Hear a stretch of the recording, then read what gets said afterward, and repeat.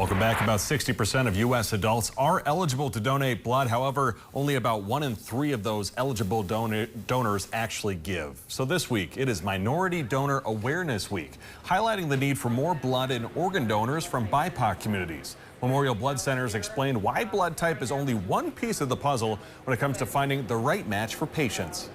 Those with sickle cell disease, unfortunately, their red blood cells have a quicker life cycle, and so they're needing regular, life-sustaining transfusions all the time. They're more likely to be able to receive compatible blood from individuals from that same racial or ethnic background because of that shared ancestral lineage.